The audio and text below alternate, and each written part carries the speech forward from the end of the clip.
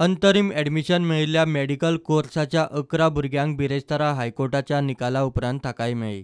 हायकोर्टान निकाल दितना तांचें ॲडमिशन कन्फर्म केलें. ह्या भुरग्यांक तांच्या गुणवत्तेचेर ॲडमिशन मेळ्ळां म्हूण हायकोर्टान निरीक्षण नोंद केलें. ॲडमिशनाक कट ऑफ डेट थारयतना नीट रिजल्ट लागनासतना नीट स्कोर आनी रँकिंग सक्तीचें म्हूण प्रॉस्पॅक्टसांत बरोवन DTEन गोंदळ घालो. ह्या गोंदळाचो परिणाम मॅरीट स्टुडंट्सांचेर जावंक जायना हें कोर्टान क्लियर केलें. The court accepted our submission that we were not at all at fault in approaching for admissions late because the results of the NEET examination were itself given to us late, 1 month after the last date for filing admissions. Now that was no fault of ours at all. Now basically what the court has done is the court has taken the side of merit, because it has been said by the Honorable Supreme Court that technicalities should not come in way of students' career.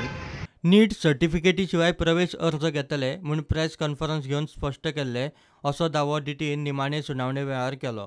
पूण कोर्टाक ही जाप मानवली ना.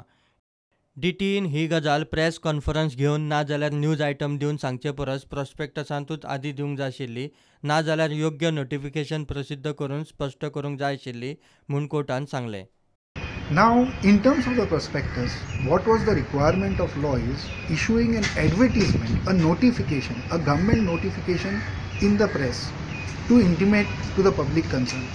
Press conferences are never addressed. The government never conveys itself through a press conference because the likelihood of different media understanding what the person says is gross.